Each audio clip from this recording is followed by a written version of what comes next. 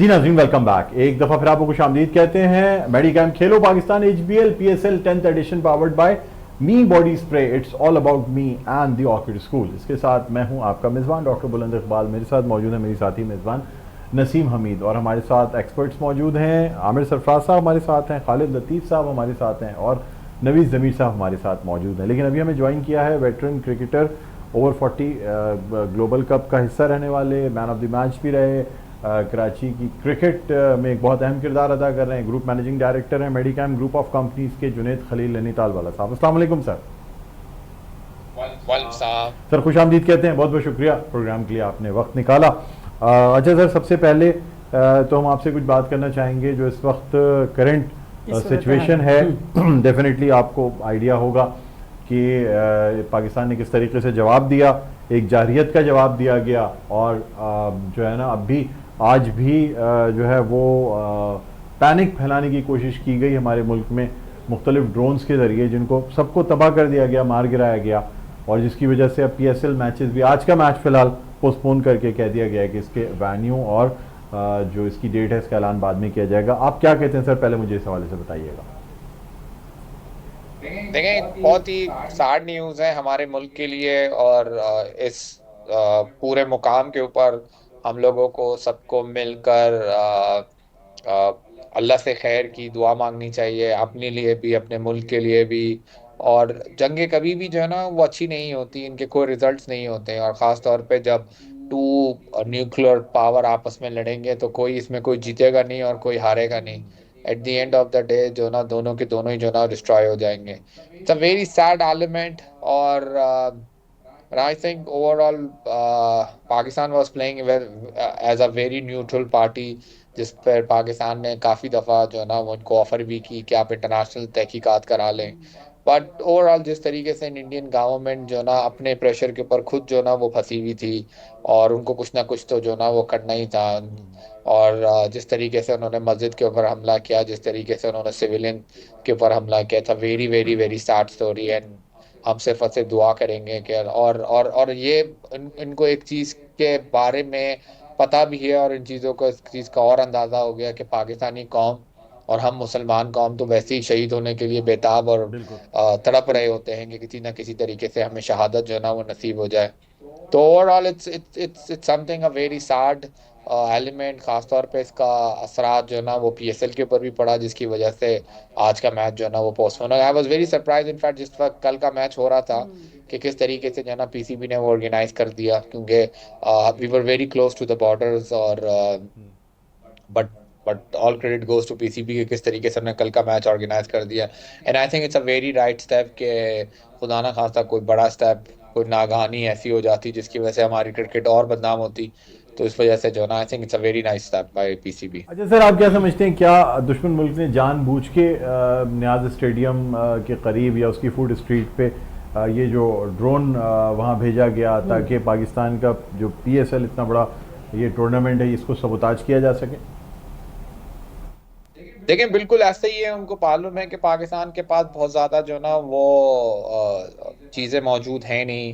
In fact वो खुद भी इस चीज़ से परेशान है, क्योंकि उन्होंने अपना भी एक मैच जो ना वो रीलोकेट किया है पंजाब का, और उनको भी अंदाज़ा था कि शायद यहाँ पर भी किसी ना किस्म का कोई रिएक्शन आएगा आएगा और ये भी हो सकता है कोई रिएक्शन जो है ना पाक आर्मी जो है ना इसके ऊपर बिल्कुल करे, क्योंकि जो सूरत हाल है उसके अंदर जो है ना वो गिव एंड टेक वाले ही कहानी चल रही है। वो एक कर रहे हैं, हम एक कर रहे हैं, वो एक कर रहे हैं, फिर हम एक कर रहे हैं, which is not good, which is for humanity background. अगर खुदा ना खास्ता 1-1 जंग छिड़ गई तो उस बी नो सर्वाइवल, कोई भी जो है ना इसके अंदर नहीं बच सकेगा। तो बिल्कुल बिल्कुल आप ठीक कह रहे हैं कि उनकी थोड़ी सी शरारत है, उनको खुद इस चीज़ का अंदाज़ा नहीं है कि इसके सर्कमस्टांसेस कहाँ चले जाते हैं। ये छोटी छोटी विन से या छोटे छोटे क्रेडिट लेने से कुछ नहीं होता, क्योंकि जितना आप इस किस्म की बातें करेंगे उतना ज़्यादा जो है ना बरार वाला जो है ना वो जवाब देगा। और इट हैपन इन 2-3-4 साल पहले भी, जिस तरीके से पाकिस्तान एयरफोर्स ने उनको जवाबी कार्रवाई दी थी, और they know the capabilities of Pakistan air force as well.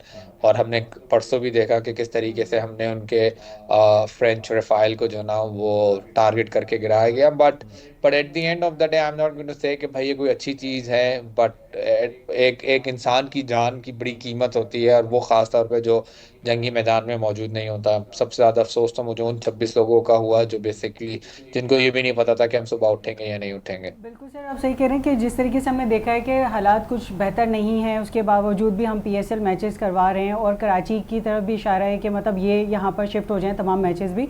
तो आप इस माहौल में देखते हैं कि हम पीएसएल बिल्कुल तसल्ली के साथ बखूबी हम इसको सरअंजाम देंगे, फाइनलिस्ट जो भी टीम है वो मैचेस खेलेंगी, क्योंकि हालात जो है ना वो कुछ अजीब ही माहौल बन गया है पाकिस्तान का, कि लोगों में डर भी है और कुछ लोग एक्साइटेड हैं कि मतलब अब हम जवाब कब देंगे, क्योंकि दोनों तरफ जो आवाम है ना वो इस चीज़ को ज़्यादा वो करती है, मोटिवेट कर रही होती है कि मतलब हमने जवाब दे दिया या नहीं दिया। लेकिन बात यहाँ पर अभी हमारी पाकिस्तान की है, और उसमें जो एक्टिविटीज़ हो रही हैं, क्योंकि जाहिर सी बात है इंटरनेशनल प्लेयर्स भी हमारे पास मौजूद हैं पाकिस्तान में, तो उस पर क्या कहेंगे आप?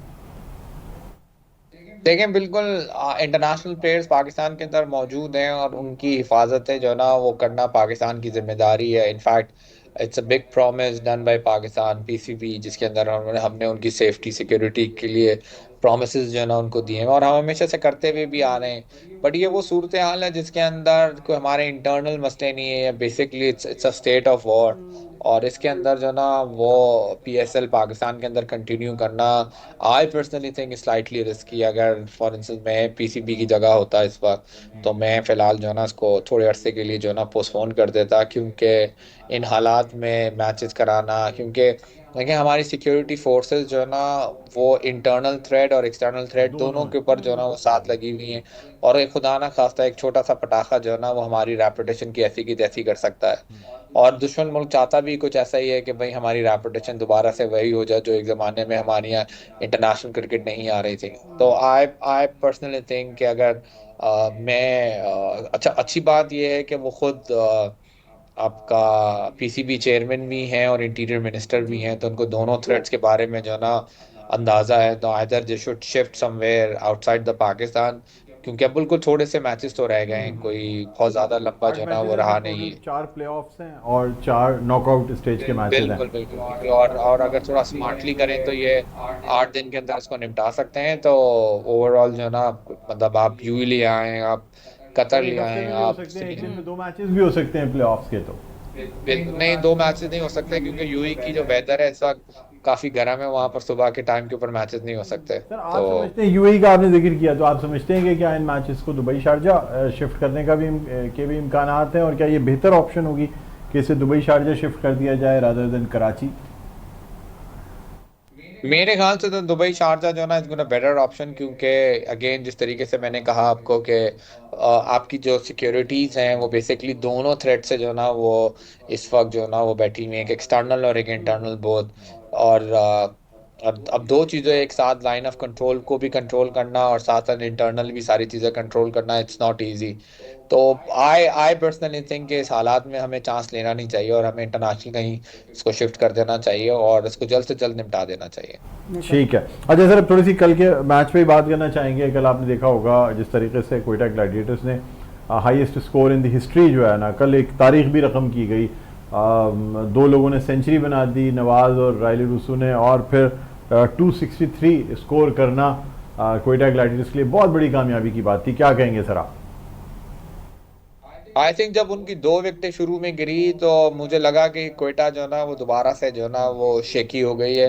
पर जिस तरीके से असल में यही डिफरेंस होता है कि ये 1 डाउन 2 डाउन बैट्समैन को किस तरीके से बैटिंग करनी चाहिए।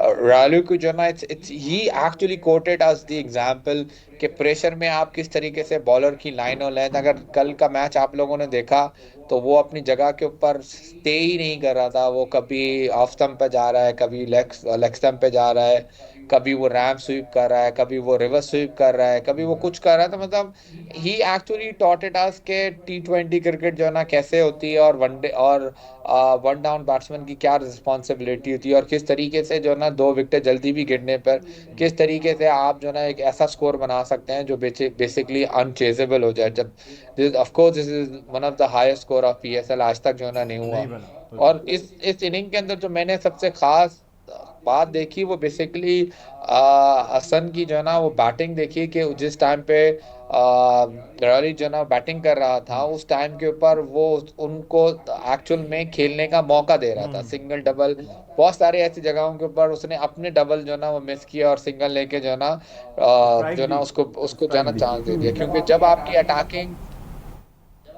अटैकिंग क्रिकेट चल रही होती है तो आपको सबसे ज्यादा डेस्परेटली जो है ना वो आपको जो है ना वो बॉल फेस करनी होती है। और एंड आई थिंक कोयटा को मतलब credit goes to all the management of Quetta कि किस तरीके से उन्होंने रीयूनाइट करके टीम जो है ना वापस से बना के और किस तरीके से इस पीएसएल के अंदर आए और इस तरीके की बैटिंग दिखा रहे हैं कि जो वाकई देखने के लिए जो है ना वो तमाशाई आते भी हैं और इवन टीवी में भी जो है ना बहुत मजा आया। सर वसीम जूनियर के कैचेस के बारे में क्या कहेंगे? बिल्कुल इम्पॉसिबल कैचेस उन्होंने तो कुछ पकड़े जो कि वैसे देखने में इस किस्म के हमें कैचेस देखने को नहीं मिलते पाकिस्तानी फील्डर्स की जानिब से। लेकिन जब आपकी मोटिवेशन जो ना हाई होती है, जब आपका स्कोरिंग जो ना सामने इतनी बड़ी होती है तो आपके एफर्ट, आपकी बॉडी खुद जो ना बड़ी अच्छी लिफ्ट हुई भी बिल्कुल। होती है। कल एक्चुअल में पाकिस्तान के जितने भी जो ना कोयटा के जितने भी प्लेयर्स थे उन सबकी बॉडी लैंग्वेज जो ना वो बड़ी पॉजिटिव थी। हमने शुरू में जिस तरीके से देखा मोहम्मद आमिर ने जिस तरीके से बॉलिंग कराई, this is one one of the biggest plus point for a Quetta to कि जहां पर आपके नई बॉल का बॉलर जो ना इस तरीके से परफॉर्म करा। अगर हम आमिर की बॉलिंग का स्टार्ट देखते हैं तो इस पूरे टूर्नामेंट के अंदर उसने शुरू के अपने स्पेल में कंटिन्यू आपको जो ना वो विकेटें दिलाई हैं। तो ये भी अगेन जो ना it's a very good sign for Quetta. और या उस टाइम के ऊपर जिस वक्त आपका अपना मॉरल इतना हाई होता है और इस किस्म के स्कोर आपके सामने होता है तो आपके अंदर से एक एक्स्ट्रा ऑर्डिनरी परफॉर्मेंस खुद ब खुद सामने आ बिल्कुल। जाती है।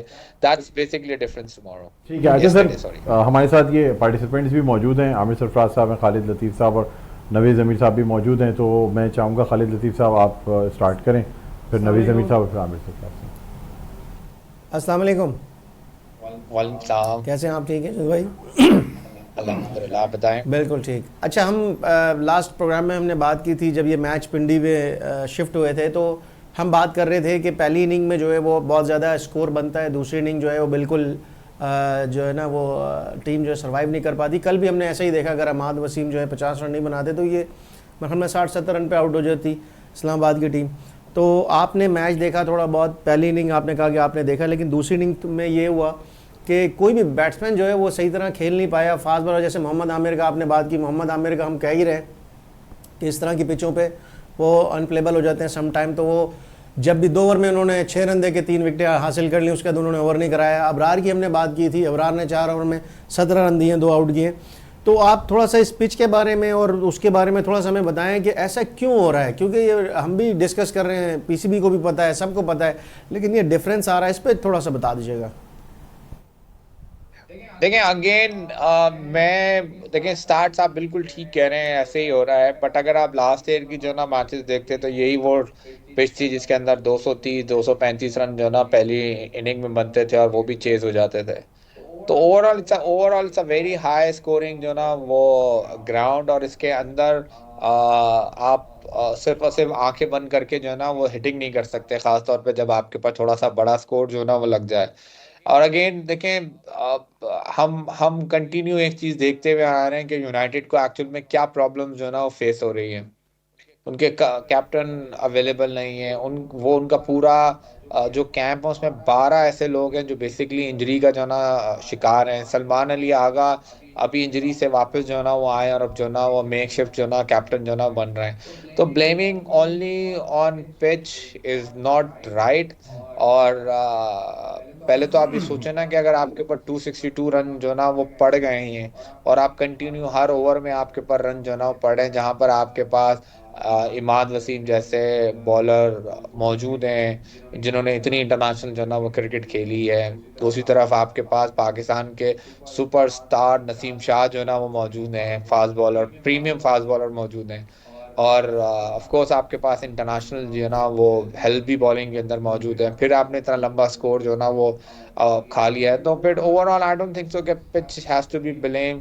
आपके कोचेस के ऊपर जाके बात करनी चाहिए, आपको लाइन और लेंथ के ऊपर बात करनी चाहिए, आपको आपकी मिस फील्डिंग के ऊपर बात करनी चाहिए। और सबसे बड़ी बात यह है कि आई थिंक आपको कीपर के ऊपर जाके बात करनी चाहिए। कल के मैच में जिस तरीके से मिस फील्डिंग बिकेम, हम being a batsman, being a bowler, being a fielder जो ना सबसे एक्सपेक्ट कर सकते हैं, बट एक कीपर एक वाहिद होता है जिससे हम बाय एक्सपेक्ट नहीं करते, हम बाय का चौका एक्सपेक्ट नहीं करते।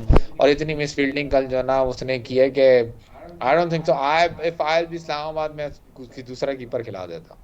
ठीक है। जी नवी जी नवी साहब। अस्सलाम वालेकुम जुनैद भाई।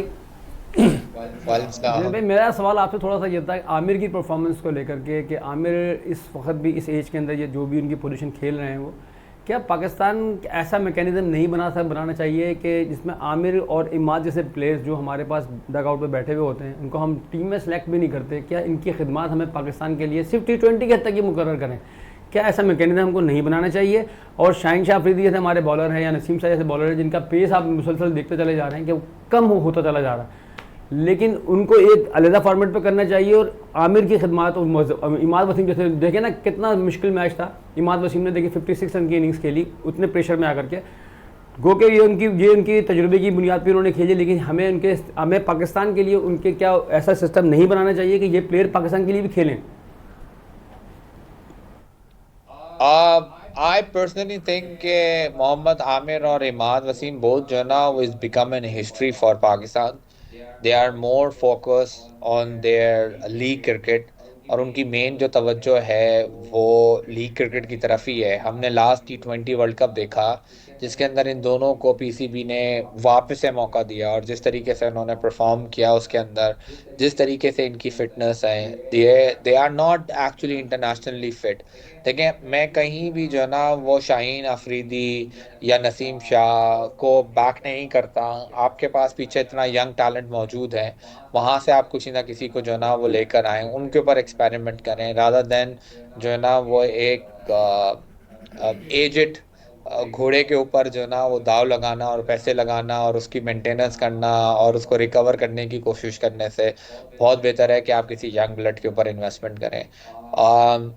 मोहम्मद आमिर की बड़ी खिदमत हैं पाकिस्तान क्रिकेट के लिए, इमाद की बड़ी खिदमत है पाकिस्तान क्रिकेट के लिए, but there is an always a time for everyone to say good bye for international cricket. और वो दे ऑलरेडी सेट इट, और वो पहले भी 2 दफ़ा जो है ना वो रिटायरमेंट दे चुके हैं, और अब बार बार ये अच्छा नहीं लगता कि हम बीइंग अ पाकिस्तान और बीइंग अ पाकिस्तान क्रिकेट हम उनसे बार बार एक रिक्वेस्ट करें कि आप आएँ और हमारी इंटरनेशनल क्रिकेट खेलें। और जिस तरीके का उनका अनसीरियसनेस एटीट्यूड है टू वर्ड्स पाकिस्तान स्टार्स, वो भी जो है ना बहुत ज़्यादा जो है ना वो नज़र आता है कि एक एरोगेंसी उनके अंदर जो है ना नज़र आती है। आई पर्सनली थिंक कि हमें उनके ऊपर बिल्कुल टाइम नहीं देना चाहिए। They are very happy playing league cricket, he is playing for Quetta, he is performing for Quetta, and I hope कि इन फ्यूचर में भी वो कोयटा के लिए परफॉर्म करते रहें, but he is misfit for Pakistan. ठीक है जी। आमिर सरफराज साहब क्या पूछना चाहेंगे? जुनैद भाई अस्सलाम वालेकुम। मेरा तकरीबन यही सवाल है जो नबी ज़मीर साहब ने किया है, और उसको आप 2 सवाल समझ लीजिए। एक ये है कि जो PSL का जो हमारा स्टैंडर्ड चल रहा है, इसकी बुनियाद पर और प्लेयर्स की माजी की बुनियाद पर, सिर्फ इन 2 चीज़ों की बुनियाद पे क्या पाकिस्तान की टीम में लड़कों को सेलेक्ट होना चाहिए, एक चीज़। दूसरी बात यह है, जो तकरीबन वही सवाल है जो नवेद ज़मीर ने किया था, मुझे लगता है कि कहीं ना कहीं लोड मैनेजमेंट जो है ना वो बहुत ज़रूरी है, और ख़ास तौर पे फास्ट बॉलर्स के लिए। और इस लोड मैनेजमेंट को करने के लिए मुझे अब ऐसा लगता है कि जो T20 क्रिकेट है उसकी टीम बिल्कुल मुख्तलिफ और अलग होनी चाहिए, और वनडे और टेस्ट की टीम, गो के एक वाइट बॉल है एक रेड बॉल है, इन दोनों की मिला के एक टीम होनी चाहिए। क्योंकि जो अब 4-4 ओवर खेलने वाले जो प्लेयर्स हैं, वो जब 10 ओवर करने पे जाते हैं तो वहाँ उनकी फिटनेस और परफॉर्मेंस काफ़ी चैलेंज हो जाती है। और उसके साथ साथ एक चीज़ ये आ जाती है कि जो बैट्समैन हैं उनकी टेक्निक एक्सपोज होती है, उनके पास वो टेम्परामेंट नहीं होता है कि वो 40 ओवर 50 ओवर बैटिंग कर सकें। प्लीज़ इस हवाले से कुछ अपनी आरा से आगाह कीजिएगा। देखिए, आप बिल्कुल ठीक कह रहे हैं। मेरे अपने ख्याल के मुताबिक आपका बेंच जो ना वो थोड़ा सा बड़ा होना चाहिए। समथिंग अराउंड 30-35 प्लेयर्स आपके पास बेंच में सेलेक्ट होने चाहिए, जिनके ऊपर कंटिन्यू जो ना वो पीसीबी को काम करना चाहिए, जिसके अंदर वो टेस्ट क्रिकेट, वनडे क्रिकेट और T20 क्रिकेट के अंदर जो ना of course mix and match करते हुए जो ना वो लोगों को खिलाएं। ऐसा नहीं है कि अगर मैंने टेस्ट में परफॉर्म किया तो मुझे वनडे में भी खिला दिया, मैंने वनडे में परफॉर्म किया तो मैंने आप T20 भी खेल लिया। हमारे साथ एक्चुअल में ऐसा ही होता हुआ आ रहा है, और अगर मुझसे एक फॉर्मेट में परफॉर्म नहीं होता तो मुझे सारे फॉर्मेटों से निकाल दिया जाता है। अनफॉर्चुनेटली हमारे यहाँ रूल्स ऐसे ही है। बिल्कुल मैनेजमेंट होनी चाहिए, आपकी लोड मैनेजमेंट होनी चाहिए, जिसके अंदर प्लेयर्स को पता होना चाहिए। जैसे मैंने 3-4 पहले मैचेस में भी एक जिक्र किया था, एक्स्ट्रा ऑर्डिनरी बैट्समैन है सूर्य कुमार यादव इंडिया का, T20 का कैप्टन है, ना वो टेस्ट खेल रहा है ना वो वनडे खेल रहा है। ऑफ कोर्स उन्होंने उसको चांस दिया, he was unable to perform, but at the end of the day उन्होंने उसको साइड में बिठा दिया और बता दिया अब तुम्हारा फ्यूचर सिर्फ और सिर्फ जो है ना वो T20 के लिए ही है। आज शुभमन गिल जो है ना वो इंडियन टेस्ट क्रिकेट का कैप्टन बनने के लिए जा रहा है रोहित शर्मा के रिटायरमेंट के बाद, जबकि बुमराह यही लोड मैनेजमेंट की वजह से उन्होंने उसको जो ना फिर वाइस कैप्टन की तहत ही जो ना वो रखा हुआ, ये सोचते हुए कि उसकी लोड मैनेजमेंट होगी या नहीं होगी। दे वर थिंकिंग अबाउट इट। तो मतलब अगर आपकी बेंच मजबूत होगी, आपके पास बेंच में ज़्यादा साल लोग बैठे हुए होंगे और उनके ऊपर सारे साल रोटेशन के ऊपर काम होता रहेगा। ऐसा नहीं है कि मैं सिर्फ बेंच में बैठा हूँ और बाबर आजम और रिजवानी खेले जा रहे हैं और मैं बेंच में बैठ के मुझे जंग लग जाता है। तो वो पूरी एक रोटेशन जो ना इट्स वेरी इंपॉर्टेंट। हर एक आदमी को मौका मिलना चाहिए और सिर्फ PSL की परफॉर्मेंस के ऊपर मौका नहीं मिलना चाहिए। पीछे से जो हम आपका T20 टूर्नामेंट ऑर्गेनाइज करते हैं, PCB T20, जिसके अंदर कराची, लाहौर और सब पार्टिसिपेट करते हैं, उनमें से PSL के अंदर लड़के सेलेक्ट होते हैं। उन दोनों को उन जगहों के ऊपर कंपेयर किया जाता है एंड देन उस वहाँ से जो ना लड़के पिक करना चाहिए और उनको बेंच में बिठाना चाहिए और पाकिस्तान ए में उनको पहले मौका देना चाहिए और उनको फिर उसके बाद आगे जाके पाकिस्तान के साथ जो है ना पाकिस्तान के अंदर मिलाना चाहिए। जी नवीद ज़मीर साहब, एक सवाल मैं आपसे करना चाह रहा हूँ, बड़ी ज़बरदस्त आपने बात बोली है। आपको याद होगा कि एक हमारे राशिद लतीफ़ भाई को भी पाकिस्तान का सिलेक्टर बनने की ऑफर हुई थी, उन्होंने मना कर दिया था। उसकी बेसिक वजह देखिएगा, जो आपने बात कही ना इस वक्त, बिल्कुल सही बोला आपने कि देखें जो हमारे प्लेयर्स जो हमारे प्लेयर्स खेल रहे हैं वो खुद चाहते हैं वनडे भी खेलें, T20 भी खेलें और टेस्ट भी खेलें। इस चीज़ को दिमाग से निकालना पड़ेगा, सिलेक्टर को पावरफुल करना पड़ेगा। अगर किसी को सिलेक्टर बनाते हैं तो उसको पावर दें कि वो अपनी मर्जी की टीम सेलेक्ट कर सके, वो जिसको लाए। ऊपर से प्रेशर नहीं आने चाहिए, जो हमारे पास एक्स्ट्रा ऑर्डर बाहर से प्रेशर आता है, जिसकी वजह से ये प्रूफ मौजूद है कि राशिद भाई ने सिलेक्शन कमेटी का चेयरमैन बनने से इनकार कर दिया था, वो हिस्सा नहीं बने थे। इस चीज़ को हमें याद रखना चाहिए और मेरा ख्याल यही कि पाकिस्तान टीम के लिए अगर हम बेहतरी की तरफ जाते हैं तो हमें तीनों फॉर्मेट की टीम अलग करना पड़ेगी। स्टार प्लेयर्स को उनको उनके लिमिट में लाना पड़ेगा कि भाई आपने किस लेवल की क्रिकेट खेलनी है।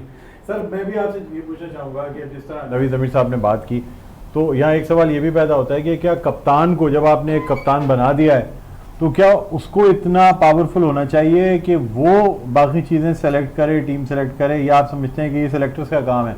इसलिए कि अक्सर सेलेक्टर्स पे बड़ी उंगलियां उठी हैं और बाज़ दफ़ा कप्तानों ने ये कहा है कि जी हमसे तो पूछा ही नहीं जाता, खेलना हमें होता है ग्राउंड में, टीम हम पे मुसल्लत कर दी जाती है, हमारे खिलाफ लॉबी भी बनती है, तमाम चीज़ें होती हैं, जो लोग हमारे साथ नहीं खेलना चाह रहे होते उनको भी हमारे साथ कर दिया जाता है। आप क्या समझते हैं बहैसियत क्रिकेटर, क्या कप्तान को उस फॉर्मेट की अपनी टीम खुद सेलेक्ट करनी चाहिए या प्लेइंग 11 खुद सेलेक्ट करना चाहिए, या आप समझते हैं कि सिर्फ सिलेक्टर कमेटी का ही काम होना चाहिए?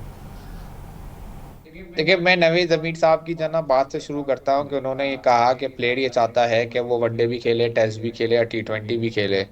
अगर आप मुझसे ये सवाल पूछेंगे, मैं भी ये चाहता हूं कि आज मैं पाकिस्तान की तरफ से टेस्ट मैच भी खेलूं, वनडे भी खेलूं और T20 भी खेलूं। ये हम सब की ख्वाहिश होती है। कोई भी ये नहीं कहता कि मैं किसी पर्टिकुलर जो है ना वो मैं मतलब अगर मुझे पूछा जाएगा मैं भी उनको हाँ ही बोल दूंगा।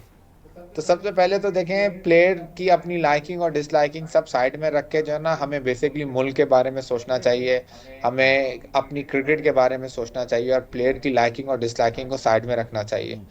हाँ, हमारी सिलेक्शन कमेटी के पास कोई क्राइटेरिया मौजूद होना चाहिए, कोई फार्मूला होना चाहिए जिसकी वजह से वो बेसिकली उस पर्टिकुलर टूर्नामेंट के लिए 16 लड़के जो ना वो सेलेक्ट करें, जिसके अंदर ऑफ कोर्स कैप्टन की भी इन एंड आउट होती है, but at the end of the day captain से भी ये सवाल पूछना चाहिए कि भाई इस लड़के की माजी में क्या परफॉर्मेंस है जो आप चाहते हैं कि ये लड़का आपकी प्लेइंग 16 के अंदर मौजूद हो।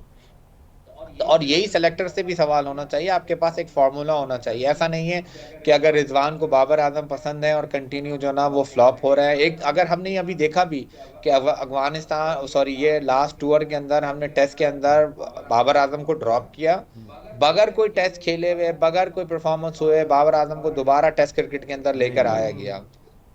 और अब ये क्या क्राइटेरिया था, क्या उन्होंने कोई डोमेस्टिक में परफॉर्मेंस की, क्या उनकी वनडे में एक्स्ट्रा ऑर्डिनरी परफॉर्मेंस थी? तो ये सारी चीज़ें हमें सोचनी चाहिए और हमें इसी चीज़ के ऊपर फैसला करना चाहिए कि भाई हमारे सामने स्टैट्स होने चाहिए और वो स्टैट्स होने चाहिए जो आपको करेक्ट जवाब दे। कभी कभी तो स्टैट्स भी आपको सही तरीके से जवाब नहीं देते। और दूसरा फिर अगेन कि अगर आप टीम सेलेक्ट करने के लिए जा रहे हैं तो सिर्फ और सिर्फ स्टैट्स के ऊपर सेलेक्ट ना करें, आप ये भी देखें कि आपने एक ओपनर सेलेक्ट करना है, एक वन डाउन सेलेक्ट करना है, एक टू डाउन सेलेक्ट करना है। सेम इसी तरीके से बॉलर है जो नई बॉल से बॉल कराएगा और जो पुरानी बॉल से बॉल कराएगा। हम क्या करते हैं कि जिसके सबसे ज्यादा स्कोर होते हैं उसको सेलेक्ट कर लेते हैं। पता ही चलता है कि भाई हमने टीम के अंदर 6 ओपनर डाल दिए। और सेम इसी तरीके से बॉलर के अंदर ये है कि हमने कंटिन्यू जो ना बॉलर सेलेक्ट के लिए, क्योंकि उनके स्टैट्स बोलते हैं कि उन्होंने सबसे ज्यादा विकेटें ली, बट वही बॉलर सेलेक्ट किए जिन्होंने सबसे ज्यादा विकेटें ली वो नई बॉल से उन्होंने की थी। तो वो पूरा क्राइटेरिया आपको सोचना चाहिए। फिर ये सोचना चाहिए कि आप कहाँ खेलने के लिए जा रहे हैं। जब आप सब कॉन्टिनेंट में क्रिकेट खेलने के लिए जा रहे हैं तो आपको स्पिनिंग ऑलराउंडर चाहिए। जब आप न्यूजीलैंड और ऑस्ट्रेलिया खेलने के लिए जा रहे हैं या इंग्लैंड खेलने के लिए जा रहे हैं वहाँ आपको मीडियम पेसर ऑलराउंडर जाना चाहिए। हम क्या करते हैं, जब हम न्यूजीलैंड जा रहे हैं तो जैसे अभी हमारी सीरीज हुई, हमने 3 स्पिनर भेज दिए। और जिस वक्त हमारी यहाँ पाकिस्तान के अंदर जो ना वो चैंपियंस लीग हुई, वहां अपने फास्ट बॉलर जो ना वो ऑलराउंडर जो ना वो डाल दिया। तो हमें ये सोचना चाहिए कि हमें किस जगह पर क्या प्लेयर को जो ना वो सेलेक्ट करना चाहिए। And we should be answerable for our act, कि हम जो लोगों को सेलेक्ट कर रहे हैं तो हम जवाबदेह होने चाहिए कि भाई हम इनको क्यों सेलेक्ट कर रहे हैं। हम कोई मनमानी ना करें, being a captain, being a selector और बीइंग अ पीएसीबी जो ना वो चेयरमैन। जैसे इवन अगर आप बाहर जाएं तो जो कंट्री का प्रेसिडेंट भी होता है वो सेनेट के सामने जवाबदेह होता है कि भाई मैंने ये काम क्यों किया। अच्छा सर, बस एक लास्ट क्वेश्चन आपसे करना चाहूंगा, और ये समझ लें आप जैसे मैं नसीम की तरफ से भी क्वेश्चन कर रहा मैं सर से करने वाली थी। हूँ। हाँ, विमेन T20 नेशनल जो है ना टूर्नामेंट हो रहा है। अगर कराची मैचेस आए थे तो शायद पोस्टपोन हो जाए। क्या कहेंगे सर आप विमेन एम्पावरमेंट के हवाले से, और क्या मेडिकैम जो है वो इसमें चाहेगा कि विमेन एम्पावरमेंट के लिए कुछ काम कर सके? जो हाँ बिल्कुल खवातीन के लिए कुछ काम हो सके। कुछ आप मेंस क्रिकेट में तो करते हैं सर, लेकिन विमेंस क्रिकेट को भी ज़रूरत है स्पॉन्सरशिप्स की, सपोर्ट। और सर क्योंकि जिस तरह से आपने बात की ना कि सिलेक्शन कमेटी की, उस बात ओलंपिक्स का शायद आपको याद होगा कि नजमा हमारी जो प्लेयर थी स्प्रिंटर, वो ओलंपिक्स के लिए उनकी सिलेक्शन हुई थी। तो जब वो वहाँ पे जाके उन्होंने परफॉर्म किया था तो वो सबसे आखिर में थी, और वो जो स्टैंडर्ड टाइम था उनका वो पाकिस्तान में भी नहीं देखा जा रहा था। मतलब 12.1 12.2 ये पाकिस्तान में स्कूल कॉलेजेस की बच्चियाँ कर रही हैं आजकल। तो ये बात तो बहुत दूर तक जाती है कि मतलब हर स्पोर्ट्स में यही क्राइटेरिया है कि कोई चेक एंड बैलेंस नहीं है। ओलंपिक्स में जाने के बाद उन्होंने ये डिसीजन लिया कि इनकी परफॉर्मेंस किसी ने चेक क्यों नहीं की। भाई आप ओलंपिक्स खेलने भेज रहे हो लड़की को, आपको परफॉर्मेंस का ही नहीं पता कि उसने पाकिस्तान में क्या टाइम किया था, वो उधर जाके उस स्टैंडर्ड टाइम से मैच कर भी रहा है या नहीं। तो आपके लिए यही सवाल है मेरा भी कि पाकिस्तान क्रिकेट टीम अगर बनेगी तो आप उसमें क्या इंपॉर्टेंट रोल करेंगे। और मेडिकेम की तरफ से जैसे मैंने देखा कि बहुत सारी सपोर्ट होती है मेल्स को भी, मेल टीम को भी, लेकिन विमेंस की टीम जो है वो अभी थोड़ी इग्नोर है। पाकिस्तान में वो काम नहीं हो रहा जो होना चाहिए। देखिए बिल्कुल उसके ऊपर काम होना चाहिए, और इसके अंदर अगेन सबको मिलकर काम करना चाहिए। It's not one responsibility. इसके अंदर मीडिया को बहुत इंपॉर्टेंट काम करना चाहिए कि किस तरीके से इसको हाईलाइट करें, किस तरीके से इसके अंदर अट्रैक्शन पैदा करें। और अगर हमने बिग बैश देखा हो किस तरीके से उन्होंने T20 लीग जो ना इसकी बनाई है, किस तरीके से उन्होंने अपनी टीम जो ना एक्सटेंड की, और अपना क्रिकेट का स्टैंडर्ड इतना टफ बना लिया है कि इवन मेंस क्रिकेट की भी जो ना उनके लिए जो ना चैलेंज हो जाएगी उनको फेस करना। तो ये सारी चीज़ें जो ना वो एक प्रोसीजर है, ये एक टूर्नामेंट के ऊपर नहीं होती। इसके लिए पूरा जो ना 5 साल का प्लान किया जाता है। और इसके अंदर सबसे बड़ा इंपॉर्टेंट जो पार्ट प्ले कर सकता है वो पीसीबी खुद, और पीसीबी के साथ वो स्पोर्ट्स चैनल जो बेसिकली जिनका काम स्पोर्ट्स को जो ना प्रमोट करना है। और जैसे ही वो स्पोर्ट्स को प्रमोट करेंगे, हम जैसे स्पॉन्सर्स, हम जैसे हाइलाइटर्स खुद ब खुद जो ना इसके अंदर आना शुरू हो जाएंगे। हमने अभी भी देखा कि बहुत सारी ऐसी कंपनी जो बिल्कुल वुमेन ओरिएंटेड प्रोडक्ट्स हैं, उन्होंने पाकिस्तान क्रिकेट को सपोर्ट भी किया, स्पॉन्सर भी किया और आगे भी लेकर आए। बट ये again it's an on going procedure है। इस क्रिकेट को, इस वुमेन क्रिकेट को पावरफुल बनाने के लिए, लोगों की अट्रैक्शन बनाने के लिए we have to do some kind of a format. अब क्या होता है कि पाकिस्तान वुमेन क्रिकेट एक टूर्नामेंट खेलती है और फिर गायब हो जाती है, फिर 6-6 महीने तक उनके क्योंकि कोई आवाज़ नहीं आ रही होती है, फिर एक टूर्नामेंट आता है वो फिर गायब हो जाते हैं। तो ये वो चीज़ें जो बेसिकली हमें सोचना चाहिए कि हमें इस क्रिकेट को जिंदा कैसे करना है, और इस क्रिकेट को जिंदा करने के लिए सबसे ज़्यादा ज़रूरी चीज़ ये है कि आपको ज़्यादा से ज़्यादा टूर्नामेंट के खेलने हैं, खिलाने हैं, पार्टिसिपेट करने हैं, और किसी ना किसी तरीके से इसको टीवी पर लेकर आना बिल्कुल सही कह रहे है। हैं। जैसे टीवी पर आएगा तो मेडिकेम जैसे बहुत सारे ब्रांड हैं वो उनके पीछे खुद होंगे और खुद अपनी स्पॉन्सरशिप जो है ना वो लगा देंगे। ठीक है सर, बहुत बहुत शुक्रिया, आपने प्रोग्राम के लिए वक्त निकाला और इतनी मुफीद बातें हमें बताई। नाजरीन, group managing director Medikem group of companies Junaid Khalil Nainital वाला हमारे साथ मौजूद थे। एक वक्फा लेते हैं, वक्फे के बाद दोबारा आपकी खिदमत में हाजिर होंगे। देखते रहिए मेडिकेम खेलो Pakistan HBL PSL 10 powered by me body spray and the orchid school.